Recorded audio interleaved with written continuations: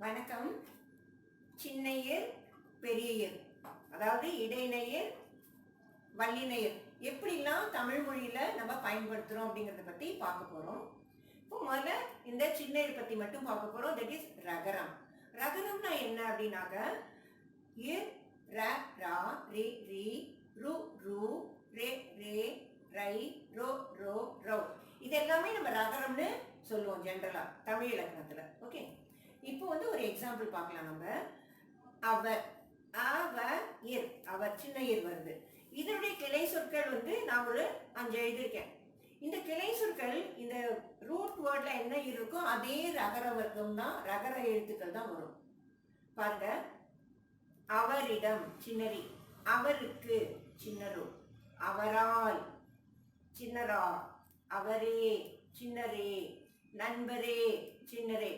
So இந்த மாதிரி நீங்கள் பார்த்தீங்க எல்லா வார்த்தையிலையும் பொதுவாகவே கிளை ரூட் வேர்டில் சின்ன ஈரோ பெரிய ஈரோ இல்லை ல ல 2 சுயினா 3 சுயினா எது வந்தாலும் இந்த ரூட் வார்த்தையில் என்ன வருதோ அதுதான் கிளை சொற்களையும் அதே எழுத்துக்கள் தான் வந்து அந்தந்த வர்க்கத்துல வந்து வந்துடும். இது வந்து காமன் தமிழ் மொழியில வந்து இது ரொம்ப ஈஸியாக நம்ம ஃபாலோ பண்ணுற ஒரு முக்கியமான கருத்து இது. ஸோ இந்த மாதிரி வந்து இந்த இதில் பார்த்தா இந்த இதுதான் எல்லாத்துலேயும் ஃபாலோ அப் ஆயிருக்கு. இன்னொரு எக்ஸாம்பிள் பார்க்கலாமா? இப்போ பிறர்னு ஒரு வார்த்தை எடுத்துக்கலாம். பி பெரியர சின்னையர். ஓகே, இப்போ பிறர்லேருந்து கிளை சொற்கள் ஒரு 3 எழுதியிருக்கேன். அப்போ பிறரிடம் பாருங்க, இந்த பெரியருக்கு பெரியரா வந்தாச்சு, இந்த இர் வந்து ரி, அப்போ இந்த சின்னையர் சின்னரியா மாதிரி இருக்கு. அதே இந்த கிளை இந்த ரூட் சொல் என்ன இருக்கோ அதே தான் வந்து கிளைகள்லையும் அதே தான் ஃபாலோ பண்ணுது. பிறருக்கு பெரியரா சின்னரு, பிறரால் பெரியரா சின்னரா இர். சரியா? இப்போ இந்த மாதிரி தான் ஜென்ரலா வந்து இது காமன்.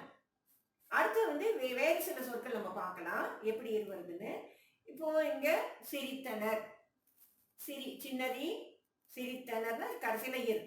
இப்போ இன்னொரு முக்கியமான கருத்து என்ன தெரியும்னாக்க, பொதுவாக இந்த சின்ன இர் வந்து எந்த சொல் முடியும் போதும் அந்த சப்தம் ஒளி, இந்த ப்ரொனன்சியேஷன் இர்னு முடிஞ்சாக்க சின்ன இர் தான் 90% மேல வரும்.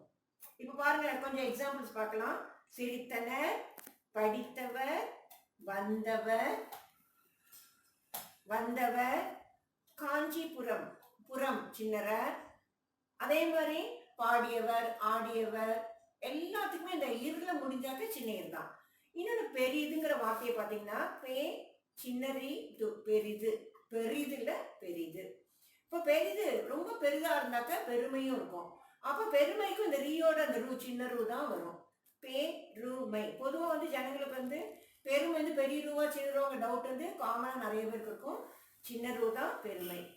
அடுத்து நம்ம பார்க்க போகிறது எர், வல்லினையர். வல்லினையர்னா ரகரம். ரகரத்தில் என்னெல்லாம் அடக்கம்? இர் ர ரா ரி ரி ரு ரு ரே ரே ரை ரோ ரோ ரவ். இதுல சில வார்த்தைகள் நம்ம வந்து எக்ஸாம்பிள் பார்க்கலாம். ம ர இம் மரம். நான் எப்படி உச்சரிக்கேன்? மரம்னு சொல்றேன். அதே இங்க பாத்தீங்கன்னா ம ர இம் மரம்.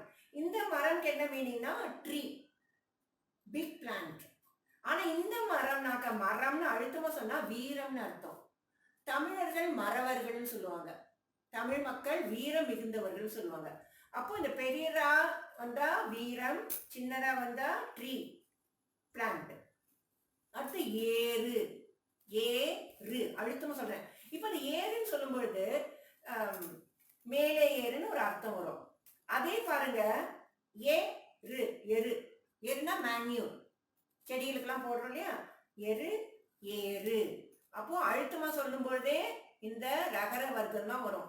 ரூ பெரிய ரூ. குரல், குர பெரிய அழுத்தமா சொல்றேன் குரல். அதே சாதாரணமா சொன்ன குரல்னாக்க கு சின்னதா குரல்னும் போது தட் இஸ் வாய்ஸ். இந்த சவுண்ட் வருதுல, தொண்டையில சவுண்ட் வருது, நம்ம குரல் சொல்லுவோம். குரல், குரல், திருக்குறள் 2 அடிகளை கொண்ட பாடலை குரல்னு சொல்லுவோம். கூறு, கூறுனா சொல்லுன்னு அர்த்தம். கூறு சொல்ல மாட்டோம், கூறு நம்ம அழுத்தமா ஸ்ட்ரெஸ் பண்ணால பெரிய கூறு. இயற்கை, இயற்கை, இயற்கை இயற் அழுத்தம் கொடுக்கணும். சிறப்பு, சிறப்பு இல்ல சிறப்பு. இப்போ பெரிய இப்பு. அடுத்த சொல் பார்க்கும்போது சி ரி து, சிறிது, இங்க பெரிரி, சிறிது அழுகும். அதாவது சிறுமைனா சி பெரிரு. இங்க எப்படி நம்ம வந்து பெரிது பெருமைக்கு வந்து சின்னரி சின்னரு சொன்னோமோ அதே மாதிரி சிறிதுக்கு பெரியரி, அப்போ சிறுமைக்கு பெரியரு தான் வரணும். ஓகேயா? ஸோ இதெல்லாம் நம்ம சொற்களை வச்சு பார்த்தோம். இப்போ நம்ம பார்க்க போகிறது சென்டென்சஸ்.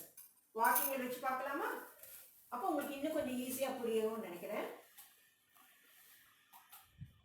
இப்போ முதல்ல வந்து மாறி. மாறினா மழைன்னு அர்த்தம். இன்னொன்று மாறினா மாற்றம்.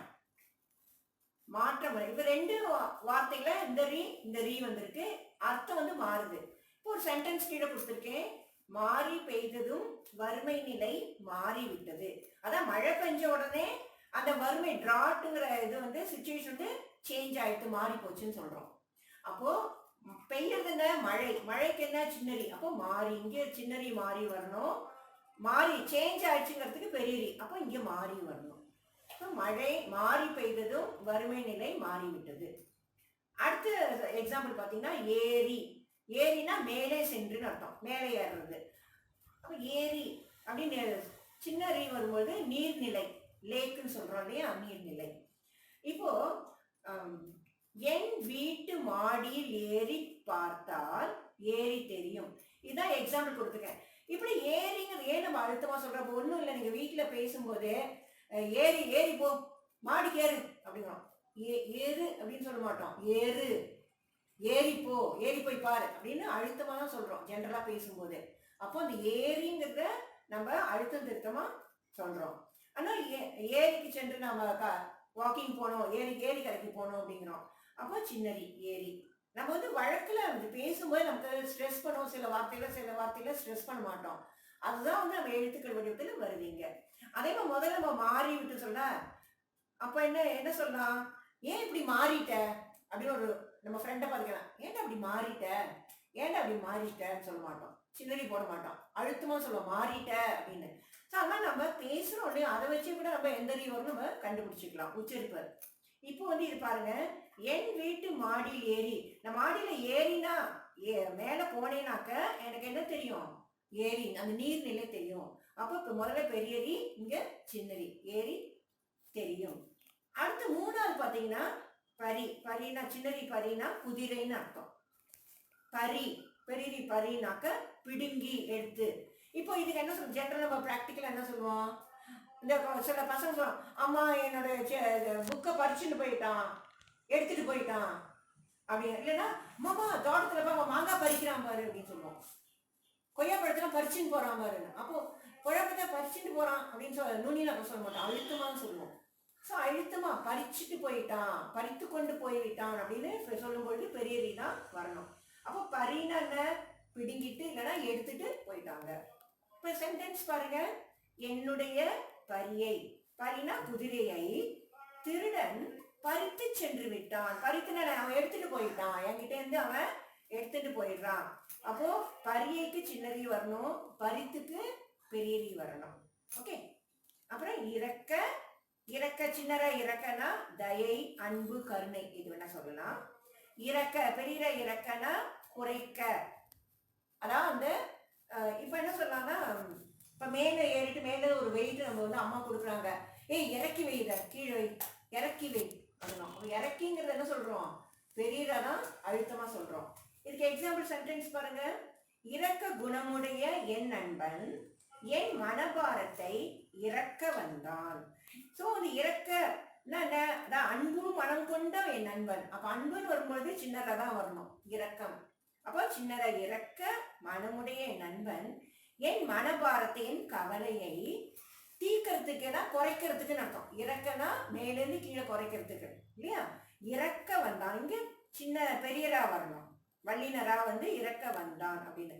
ஸோ அந்த மாதிரி நீங்க பொதுவாகவே இந்த ரகரம் ரகரம் பயன்படுத்தும் போது நீங்க ஜென்ரலா பேசும்போது எப்படி அழுத்தம் கொடுக்குறீங்களா, நுனி நாக்கில் சொல்றீங்களா, அதெல்லாம் தெரிஞ்சு நீங்க வந்து ஓரளவுக்கு எழுத ஆரம்பிச்சாலே தவறுகளை நிறைய குறைச்சிக்கலாம், கரெக்டாகவும் எழுதலாம்.